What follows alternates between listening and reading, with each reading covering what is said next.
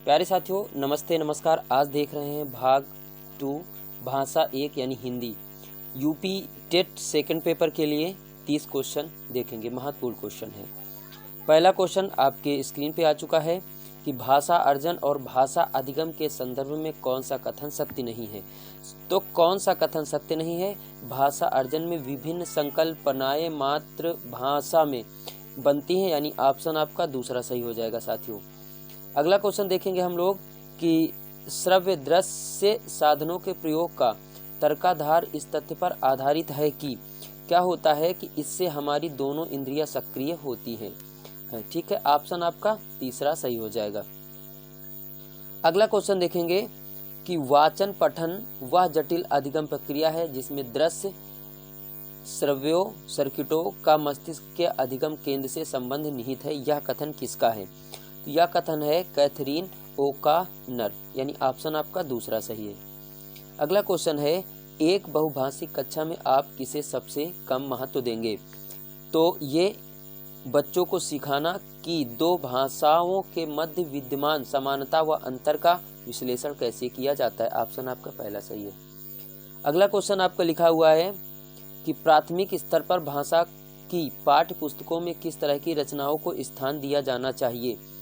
तो ऑप्शन तीसरा हो जाएगा ऐसी रचनाएं जो बच्चों के परिवेश से जुड़ी हों और जिनमें भाषा की अलग अलग छटाएं हों। अगला क्वेश्चन है कि निम्नलिखित में से कौन सा द्वितीय भाषा शिक्षण का उद्देश्य नहीं है। ये हो जाता है हिंदी के व्याकरणिक नियमों को कंठस्थ करना। ऑप्शन आपका तीसरा सही हो जाएगा। अगला प्रश्न है हिंदी भाषा का मूल्यांकन करते समय आप सबसे ज्यादा किसे महत्व देंगे? किसे महत्व देंगे? ये सीखने की क्षमता का आकलन। ऑप्शन आपका दूसरा सही है। अगला प्रश्न है निम्नलिखित में से कौन सी बच्चों की भाषिक क्षमता के आकलन का सबसे उचित तरीका है?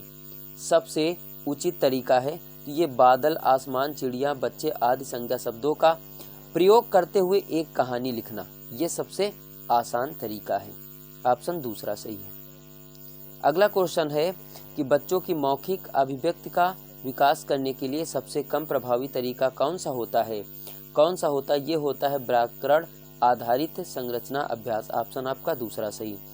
अगला क्वेश्चन है यदि प्राकृतिक कारणों से बालक शुद्ध उच्चारण नहीं कर पाता तो शिक्षण को चाहिए कि वह उसके माता पिता को सूचित करे एवं डॉक्टरों से उचित चिकित्सा करवाने में उनकी मदद करे। ऑप्शन आपका पहला सही हो जाएगा।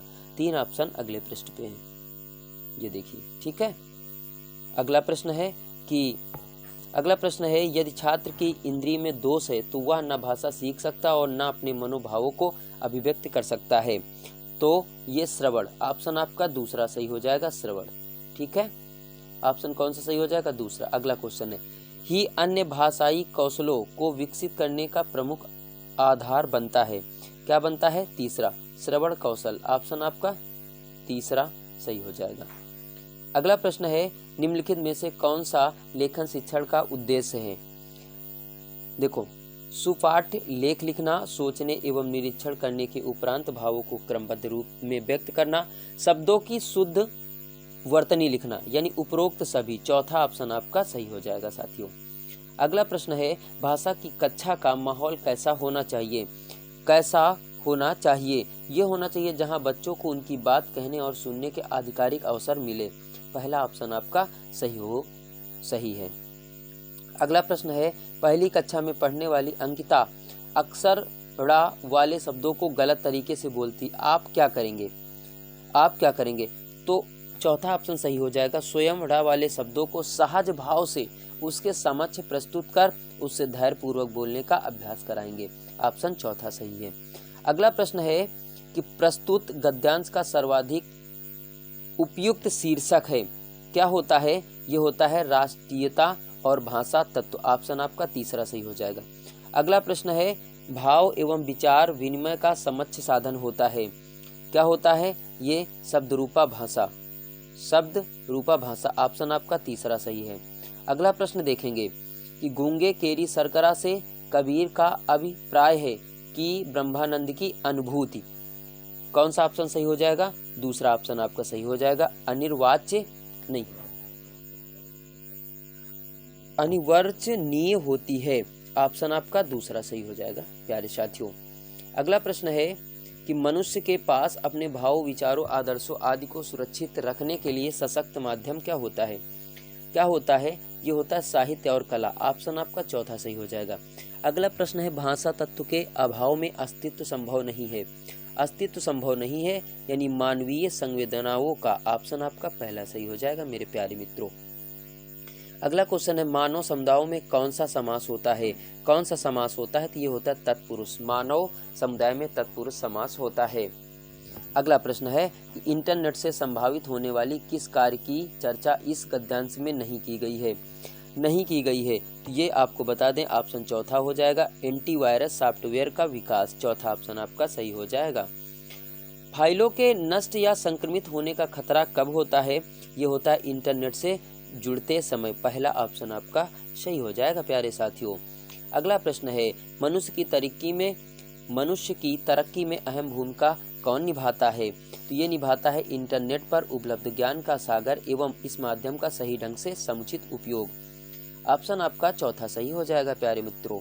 अगला क्वेश्चन है कि इंटरनेट है यानी क्या है?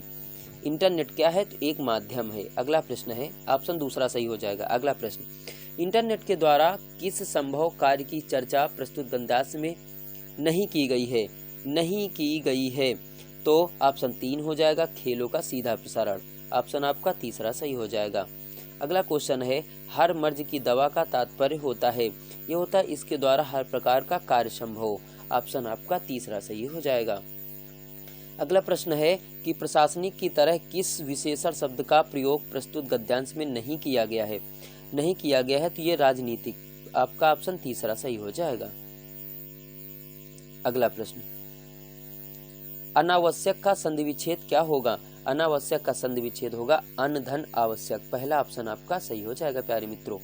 अगला प्रश्न देखते हैं, आज का अंतिम प्रश्न, इंटरनेट के संबंध में निम्नलिखित में से कौन सा कथन असत्य है? कौन सा कथन असत्य है? तो इंटरनेट का असावधानी से प्रयोग भी हानिकारक नहीं, ऑप्शन आपका तीसरा सही हो जाएगा। तो आज मैंने 30 क्वेश्चन हिंदी के बताए आप लोगों को। क्लास कैसी लगी आप लोग कमेंट करके जरूर से जरूर बताना। नमस्कार मेरे प्यारे मित्रों।